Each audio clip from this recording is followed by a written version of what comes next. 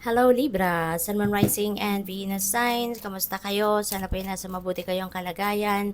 Welcome back po sa Star Tarot. At kung bago kayo rito, welcome din po kayo. Please subscribe, like, share my videos, and leave me a comment kung nakaresonate po kayo. Thank you.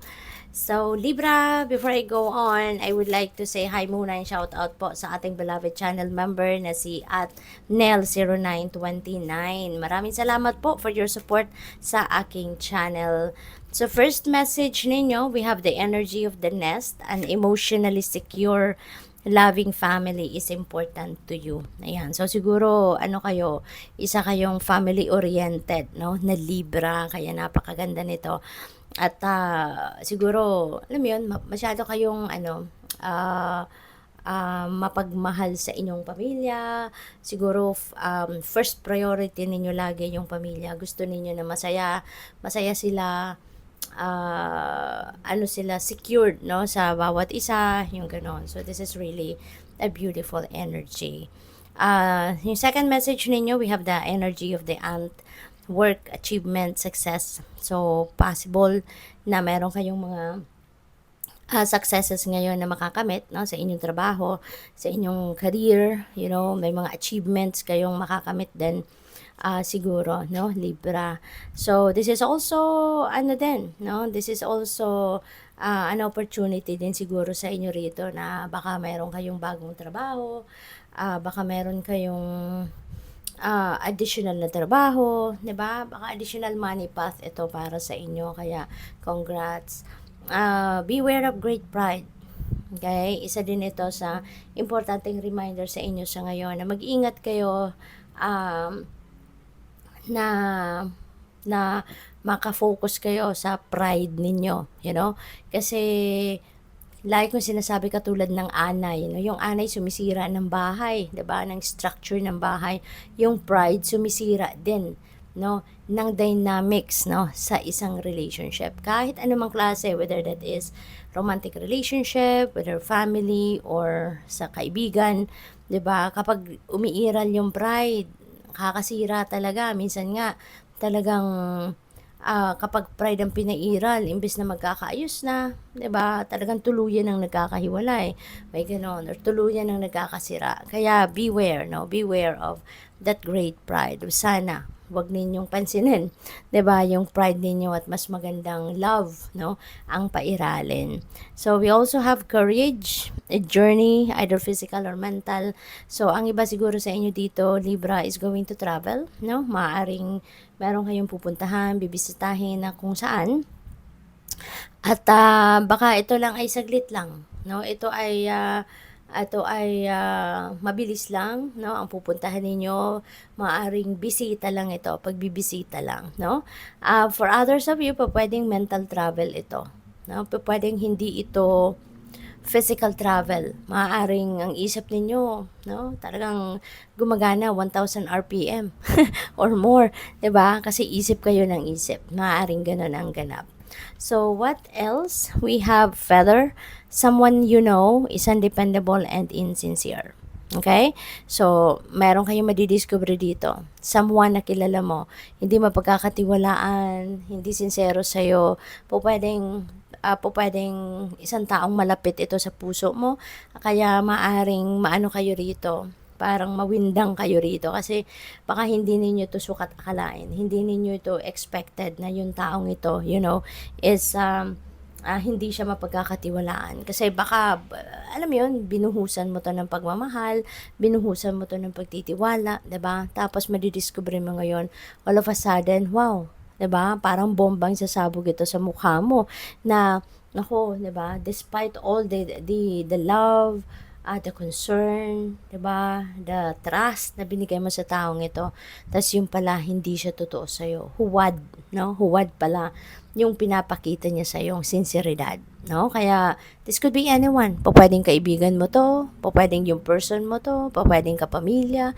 'di ba? It could be this could be anyone sa buhay mo, no, na maaaring ma-frustrate ka, no, sa taong ito.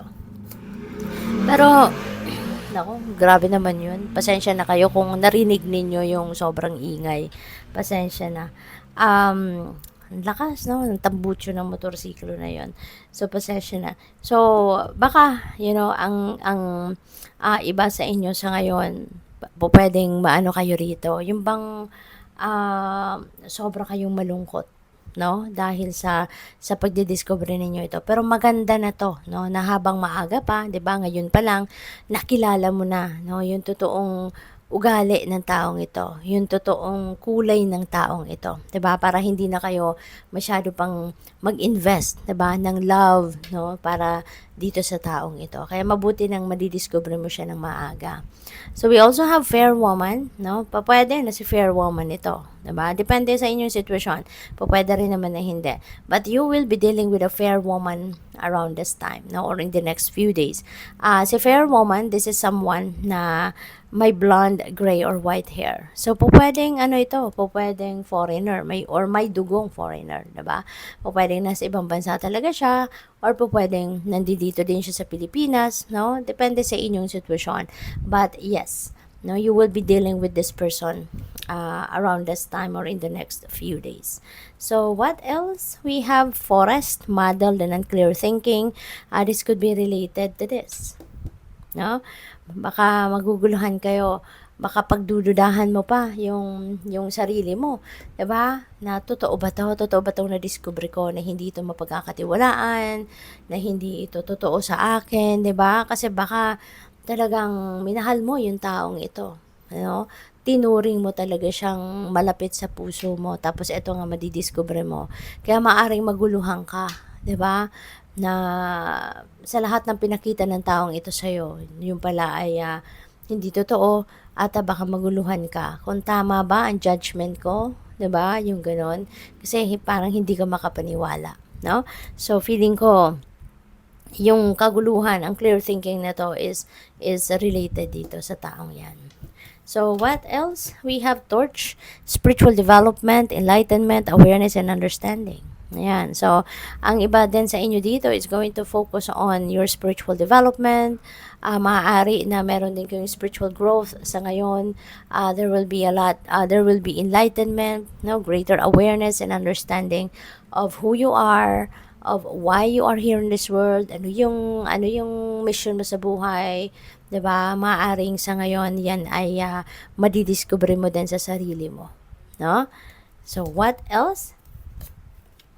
We have heart, love, deep affection, and caring.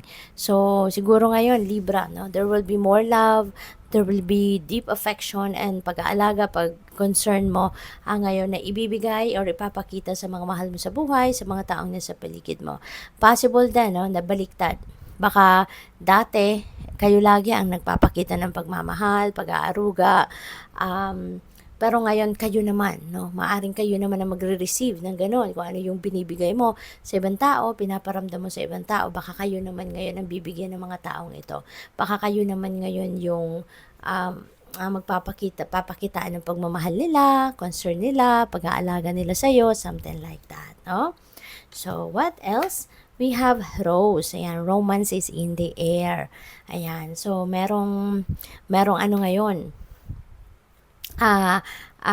kilig, no? Merong pakilig. Maaring your person is going to be romantic, no? Extra romantic sa iyo sa ngayon, or baka ikaw yung magiging extra romantic sa person mo, or pwedeng kung single ka pa, baka meron ditong dadating na manliligaw, baka meron ditong dadating na someone na magpapakita sa iyo ng romantic interest niya. So, what else? We have bird flying. News is on the way. Merong mga balita, no, na paparating dito. And that could be anything. That could be anything. Baka meron kayong ina-expect na balita. So, maaring ito na nga yung dadating, or it could be a surprise, no? Final message ninyo, dark woman, you will be dealing with a dark woman around this time, Libra. Kung sino man ito sa buhay mo, this person is going to play a significant role sa ngayon. Pwedeng sa kanya manggagaling yung balitang paparating, no? Or baka about sa babaeng ito ang balitang paparating. So, good luck. Thank you for watching. Love and light. Namaste.